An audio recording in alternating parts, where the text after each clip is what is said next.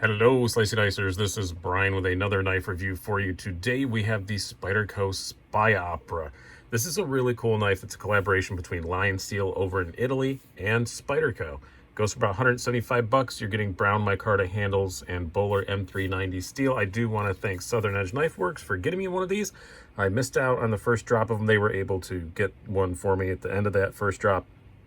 I really do appreciate it. And if you go to southernedgeknifeworks.com, use the code SDSEK at checkout, you get 15% off and free shipping. So go check them out. They actually still have one of these in stock at the time I'm doing this, and they are out of stock on most places right now, but it is a regular production model. It'll be back again. This is kind of a cool knife. A lot of people just assume that this is like a Spyderco. Sorry, I had to put a piece of paper underneath this because it's insolent and it doesn't want to stand up when you set it down. Just the nature of the location of the pocket clip. But a lot of people assume that this is a Spyderco primarily thing made by lionSTEEL. I mean, it kind of is, but it is based on loosely based on a model that lionSTEEL has made since 2006, the Opera. This is just kind of a Spyderco-ized version of that. I went through kind of an interesting little journey with this before I got one. That's why I didn't pre-order one or anything, because from the pictures, I was not interested. I just didn't really like the look of it. It does look infinitely better in person. We'll talk about that more here in a moment. But then I saw some videos, some other people who I really respect who got them early, and they really, really liked it. And I thought, man, everything they like about it is stuff I really like in a knife. So I think I'll give it a shot. It's kind of the opposite that I went through with another Spyderco here. I'll bring out the Spyderco Swayback. It's kind of the opposite. With the Swayback, I really wanted it when I saw the pictures, and then I saw some reviews, and I became decidedly meh. And then I got a loaner from Nick Shabazz. This is his. I still have it, and I'm still pretty meh.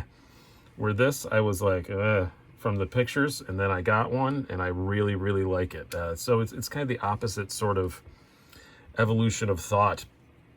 But yes, as I said, Bowler M390 steel, made by lionSTEEL over in Italia. Really nice, like polished canvas brown micarta. It has a lot of the usual lionSTEEL touches. It has the crowned spine. It got some the blade spine is crowned. The Spidey hole is very well chamfered. I think it's kind of cool. This is made in Italy, but it still has a very Spyderco wire clip on it. I do like that a whole lot. Yeah, made in Maniaggio, Italy. Beautiful knife. Maybe not the shape. You might not love the shape that much. It does have quite a pronounced hump. Kind of harkens back to some of the older Spydercos, like the Valaton and stuff like that, that had these big pronounced humps. And some of the older original Spydercos had that. All Spydercos have a bit of a hump, but this is a very pronounced one. But overall, I still really like the look of it. I think in person it just looks really nice. Very classy looking screws. No problem there. I like the way that they did the lanyard hole. It's not in the way. I think it's a really good looking knife. Again, you might not like the shape, but the execution is freaking outstanding.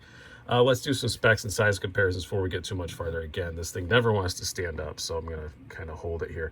You have a blade length of 2.9 inches, overall length of 6.9 inches. Blade thickness, pretty thin, 0.12 inches. And a handle thickness of 0.5 inches and a weight of just 2.7 ounces. Not too bad, and it does get a golf clap because that's what they claim, and that's exactly what it weighed on my scale, right down to the 100th. So, yeah, it's a fairly small-ish knife. The handle's a lot larger. We'll get to that when we get to ergonomics, but it's definitely not a 3-finger knife, even though it's a sub-3-inch blade. It's definitely a full 4-finger knife.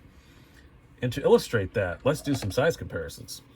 So we will do our two usual Spydercos first, then we'll do a couple more at the end here too. But and we have the Spyderco Paramilitary 2 and the Para 3.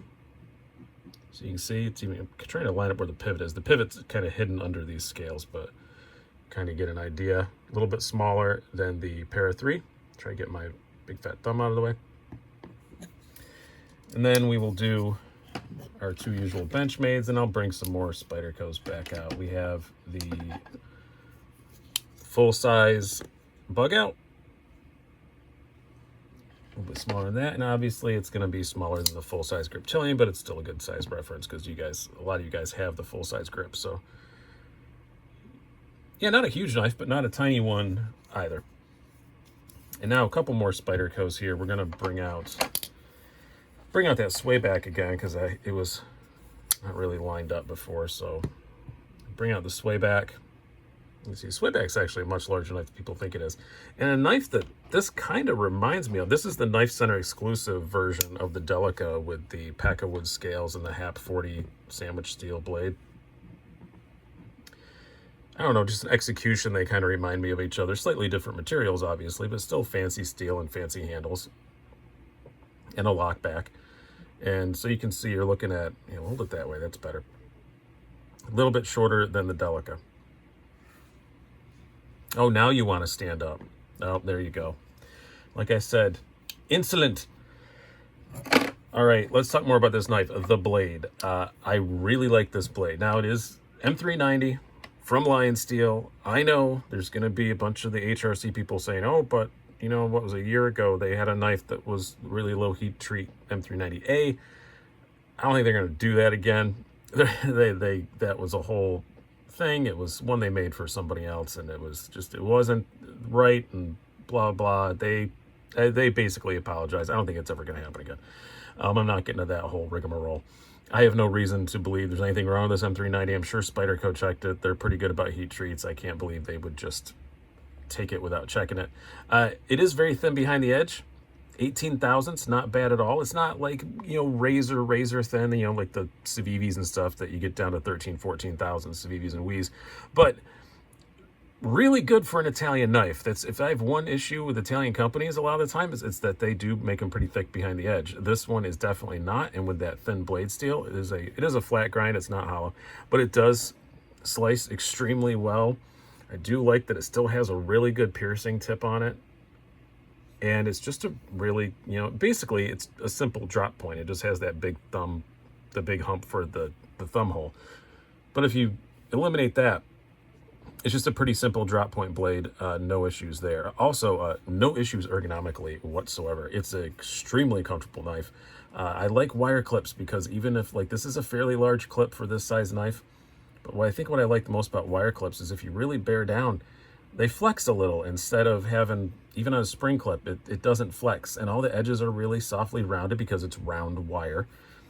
And it's just really, really comfortable. The only complaint I would have is if you have hands any bigger than mine, the butt, it has kind of a sharp edge to it. It's not sharp, it's very well smoothed out, but you know what I mean, just design wise. If you have hands any larger than mine, that might be an issue. But I've got pretty big hands. I got large size gloves. I have skinny fingers, but my palms are normal human size. And it fits my hand with all 4 fingers very well, and it is very, very comfortable. I like where the thumb ramp lands. It does make bearing down and stuff a whole lot easier. Yeah, it may not be the most aesthetically pretty thing in the world, but it definitely works well for me. As far as the carry goes, bring out Levi's. Not bad. It does have that big hump sticking out, but the way it's angled, it doesn't really affect how wide it is in the pocket, and there's no flipper tab. And like I said, everything is so nicely rounded off that it's really a pleasure in the pocket when you're reaching past it. It's only got a 1/2 inch handle thickness, pretty average. Doesn't weigh much. I like wire clips, I really do, and some people don't, but I love them. And it doesn't look like a knife in your pocket. It's a real pleasure to carry. And I think not looking like a knife in your pocket is a pretty important thing in a knife like this, because it's a very kind of gentlemanly sort of knife with all this nice polished micarta, all these nice rounded edges. It's made to look kind of fancy. And when you're carrying something that's a bit fancy, you don't want it just to scream, I have a knife in my pocket, usually. Now, as far as the action goes, it is really good for a lockback, I do have to say. You can one-hand close it, no problem. You do want to make sure you move your finger up really high here, because if you have it down here, like a lot of lockbacks, it's going to chop you. But put it right up here towards that little hump in the handle, and it drops down very easily onto the unsharpened part of the blade. It is not bad at all. And it's fun to manipulate. You can Spidey flick it, yep, if your finger doesn't catch. All that stuff. You gotta use a little wrist to Spidey flick it, but thumb flick it, all that stuff. It's way nicer than, the Delica. It's way nicer than a lot of Spyderco lockbacks. Kind of reminds me of the really nice Spyderco like the Taiwan lockbacks, you know, like the Gail Bradley too and stuff like that. Oh no, the Gail Bradley's a liner lock. I misspoke there. Like the Chaparral, that's what I was trying to say. Like the Chaparral. I had the Gail Bradley in my pocket yesterday, and it's just stuck in my mind. Yeah, like the Chaparral, stuff like that. It's kind of that sort of level of smoothness, maybe even a bit smoother. My overall conclusion on this, $175. I think it's priced exactly right. I think for the materials that you're getting, I think it's priced exactly perfectly, and for the size that it is, I have no issues. I'm not going to say it's a bargain, but it's definitely not a ripoff. I really love the ergos. I really like the blade, and I personally really like the look of it. The hump it takes a while to get used to, but I don't know. It's just uniquely Spyderco, and that maybe I'm used to it. I know there's going to be a rash of comments. Oh, another ugly Spyderco, because people always say that. There's some people who just hate that aesthetic with that Spidey hole. Okay, they've been doing it forever. They ain't gonna stop, and your YouTube comment ain't gonna stop them. But I just love the execution of it. I think that's my favorite thing about this. It's supremely well executed. It's just a really, really, really nice knife, and I don't think you'd hand this to anybody and they would think it was a ripoff at $175. It's a really freaking nice knife. It's one of my favorite things they've done this year. It is very, very good. I'd say right now this and the Canis and maybe the Watu are probably my 3 favorite things they've done this year. It's a really nice knife, and like I said, it was a weird thing. I did not want it from the pictures. Saw it in videos, kind of wanted it, got one, and now I really, really like it. So my opposite journey of what I had with this way back. So go check these out. They are really, really cool. Like I said, they are sold out most places, but I know a lot of places are already allowing pre-orders again. So there's obviously going to be another run of them imminently.